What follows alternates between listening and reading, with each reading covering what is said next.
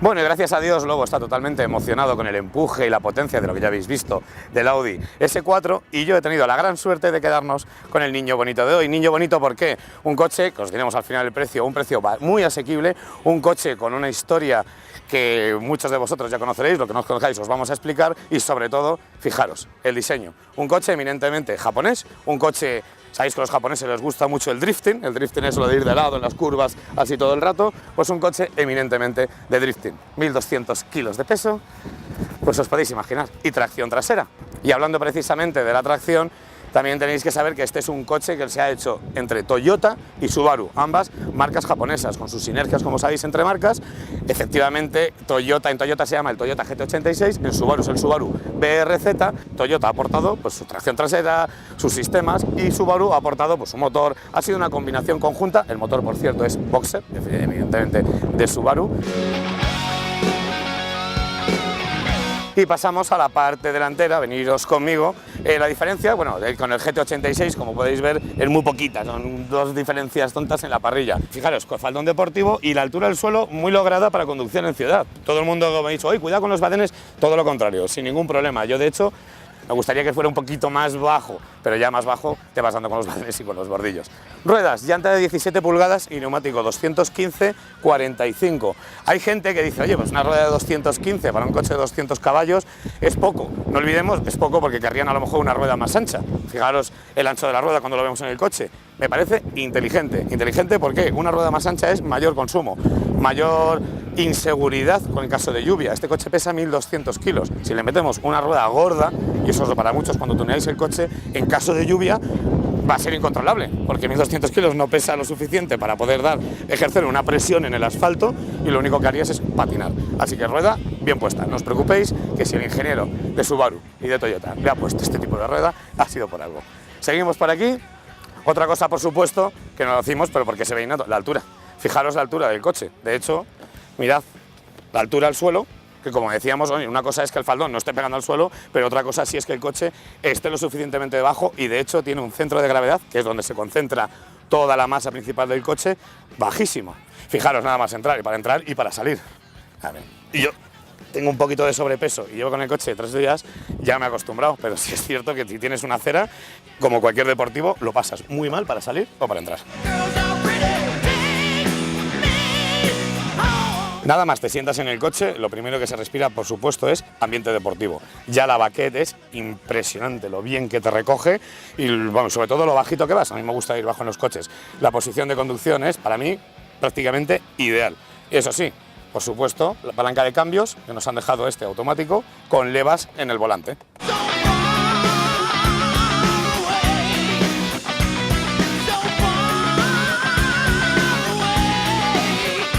Y de la sencillez de los botones y de los mandos del aire acondicionado y de lo que tenemos para el coche, como por ejemplo la luneta térmica, lo mismo, a la sencillez de los botones que nos interesan hoy, que estamos aquí en el Jarama. Fijaros este de aquí, pone VSC Sport. VSC viene del inglés, Vehicle Stability Control, control de estabilidad del vehículo. Lo puedes poner en modo Sport o lo puedes apagar. Si lo pones en modo Sport, ¿qué pasa? Nos permite en modo Sport derrapar y permitir una derrapada un poquito prolongada, pero en el último momento entra el control de estabilidad. Lo que nos permite es divertirnos sin tener un accidente, para que nos entendamos, o llevarnos un bordillo, o un bordillo salirnos del circuito, me refiero. Por otro lado, el apagado, que apagado es, estate muy preparado, no lo hagáis desde luego en carretera, o no sé que lo tengáis muy claro, porque es un coche que se va de culo. Es apagarlo totalmente, tanto control de estabilidad como control de tracción. Otro modo que tiene, por ser automático, tenemos el modo Sport, en vez del modo normal automático, es el modo Sport, que estira un poquito más las velocidades, las estira casi al límite, y luego el modo Snow, para cuando la carretera o el firme está deslizante, que no tengamos ningún problema de derrapaje o en una aceleración que se nos vaya más, porque si hay hielo hay que ser bastante más delicado y mucho más con este coche. Otro toque más de coche deportivo, por ejemplo, fijaros la posición del freno de mano, mirad dónde está.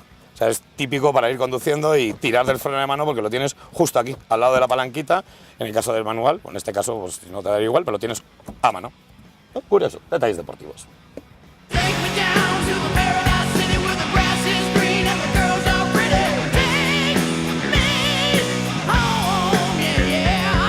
Ahora vamos a las plazas traseras. Ya habéis visto la parte delantera, ¿lo veis? Es que prácticamente no hay ni espacio para poner los pies. De acuerdo, tampoco vamos a ser críticos y malos. Subaru o Toyota, ha salido una nueva marca, tenemos una nueva marca Tubatu, por VS Motor. ¿De acuerdo? Lo que sí es verdad, y nos dice Subaru, que el tamaño que tenemos ahí es justo para meter las 4 ruedas del coche, para cuando vayamos al circuito, dejarlas ahí exactamente, sin ningún problema. Si es que piensan en todo. Bueno, ahí vamos. Vale, este se ha echado atrás del todo.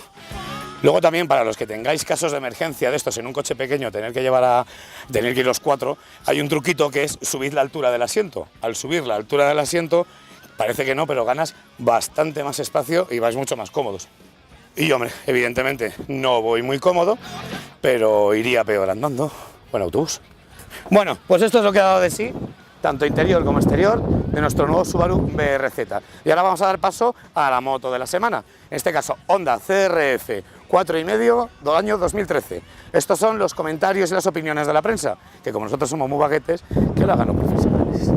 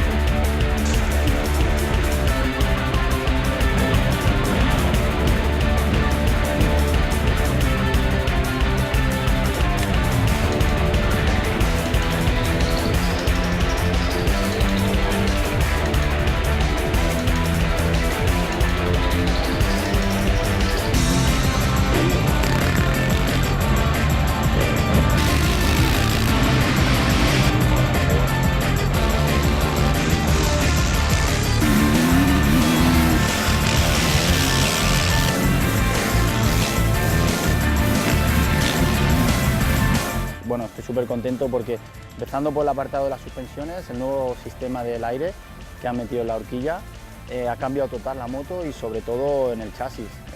El año pasado te metía un poco más en crisis el chasis con las suspensiones, pero este año con la mejora que han hecho te da mucha facilidad para girar en las curvas y luego en los saltos, sobre todo cuando caes de los saltos ya no notas tan golpe las suspensiones delanteras y luego te metía un poco en crisis el chasis. Ahora ha mejorado eso. Es una moto súper dócil, más aún que el año pasado. Quizá lo que me ha costado mucho, es el chasis, con los nuevos cambios que han hecho, que puedes entrar mucho mejor a lo que es las curvas reviradas y la moto se mete perfectamente. La horquilla, que es un poco una revolución, va súper bien. Igual no tiene tanto tacto, no es tan sensible, pero sí que es mucho más absorbente y la verdad es que se nota. Y una curiosidad, que aquí hay saltos grandes y no ha hecho ningún tope. La horquilla es muy suave, súper suave. El circuito que estamos no hay grandes baches, pero iba provocándola y no consigo hacerle ese típico tope que hace la horquilla normal. Creo que se ha convertido en una moto más manejable si cabe que antes. Quizá no más ligera, pero sí más fácil de inclinar a cualquier lado. Y aún encima también es más estable. Por lo tanto, el chasis creo que es el apartado que más ha mejorado el equilibrio general del chasis. El empuje del motor es muy bueno, tiene un buen bajo y en medios también siempre empujas. Giras en segunda y es un GAR progresivo, ¿no? Y le das y tiene mucha fuerza y luego metes tercera y aún sigue empujando. O sea, esto te ayuda. Hay zonas complicadas que a veces con la marcha y con el gas es mejor como tener el motor de esta manera, ¿no? Porque no tienes que buscar el embrague o pelearte y el motor te saca muy bien, me encanta. Mi sensación en el motor es que no corre demasiado, no tiene esas buenas patadas que tiene, que a lo mejor debería tener una 4,5, pero la moto sí corre. Aquí hay un par de subidas donde estamos probando aquí en Italia, que al final la recta hay que frenar mucho porque va muy rápido la moto. Al final quiere decir que el motor sí empuja. Es una moto muy llevadera. Empuja bien en medios, en altos. Para mi parecer igual le falta un poquito más en bajos, pero responde perfectamente en todos los pares. Una de las cosas que más me ha gustado es el look. Ves la moto ahora, vas encima de ella incluso y la notas más estrechita y a la vez en los saltos pues puedes jugar mucho mejor con ella, en las curvas también y no sé, en general me ha encantado el probar esta moto porque he visto que Honda ha trabajado fuerte. Sabemos que la moto pesa un pelín más que el año anterior, pero no se nota en ningún momento montando con ella, si la moto es súper divertida de llevar.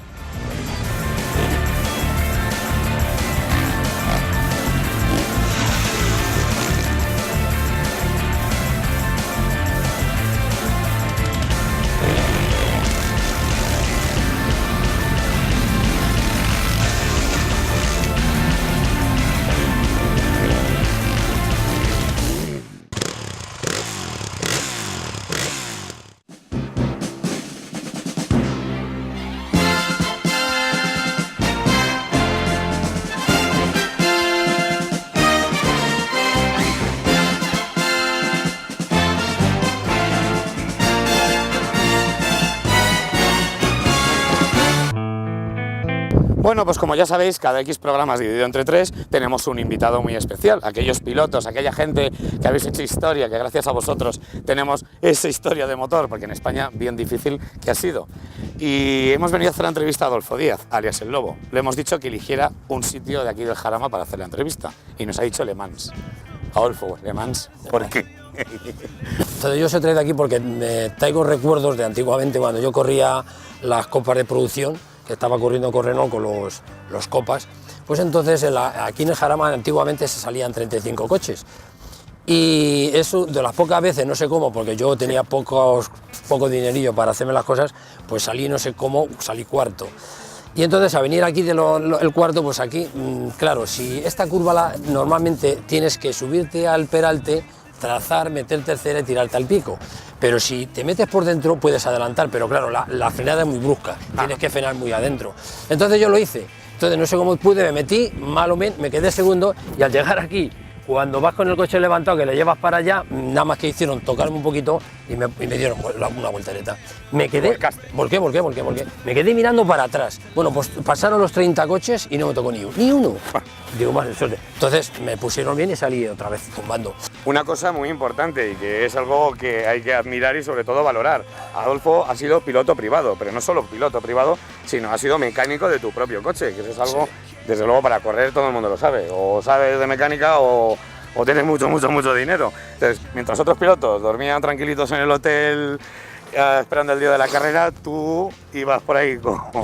Yo tenía que prepararme el coche. La única ventaja que teníamos antiguamente era que en las copas de promoción nos hacían Renault un pequeño descuento de las piezas, pero un pequeño descuento. Entonces, ¿qué pasa? Que teníamos que cogerlas nosotros, pero el que tenía dinero tenía sus preparadores, en aquella época que había muchos preparadores, pero que no tenía dinero, pues tenía que trabajar mucho para pagarse todo y hacerlo todo. ¿Qué pasa? Que yo muchas veces en el empleo que tenía trabajaba muchas veces turnos de noche y sin dormir me tenía que venir a entrenamientos oficiales al Jarama, sin dormir. Una pregunta, Adolfo, que siempre cuando hablas con una persona, con un piloto, de todos los coches con los que has corrido, ¿cuál te ha llegado más al corazón, por así decirlo? A mí, ¿con los que has corrido? Yo con los que he corrido, con el que más me he divertido y que le tengo un cariño inmenso, que le vendí porque no tenía dinero, fue con el 600, con el Abarth. Eso era una gozada. Eso os tengo que enseñar fotos de ese porque era precioso. Pero tuve que venderlo para comprarme un R8TS. El R8TS le tuve que venderle para comprarme el Copa. El Copa le tuve que vender para comprarme el Turbo y así. Mira, yo ahora te digo, para una vez que cogí yo un sponsor que me iba a patrocinar Ibarte, y se presentó un chavalín allí jovencito con un R5 TX, que es lo que hacía la iniciación, que corría en iniciación TX y Copa. Y me dice José, bueno, mira, hay un chaval ahí que va a hacer contigo para ir dos coches y tal y cual. Digo, vale, de puta madre, con Ibarte. Y la sorpresa que me llevé, que me llamó Ibarte y dice, bueno, mira, no hay sponsor, que el Copa sale muy caro, vamos a dárselo a este chaval que la TX, que es más barata. Digo, de puta madre. Mira la sorpresa mía, que era Carlos Sainz. Carlos Sainz andaba, hizo la TX y la ganó. Al siguiente año se hizo la Copa con nosotros, le dieron un Copa de premio, porque el que ganaba le daban un Copa de premio, y nos elijo a todos. Ganó y ya se desapareció. Digo, menos mal. Digo, para una vez que tengo algo, pero digo, bueno, se lo ha llevado un futuro campeón que fue campeón del mundo. Por lo menos fue para Carlos. Fue para Carlos. Y bueno, fue para él. Pues nada, Adolfo, vamos a dejar de historias de guerra y etc. Y vamos a currar un poquito. Así ya, si contamos mucha batalla de esta, los jóvenes se aburren. Y yo es nostalgia. Cambia, como nos pongamos. Entonces, vamos al coche, que nos divertimos y lo nuestro. Venga, sí, vámonos. Desde luego. Vamos allá.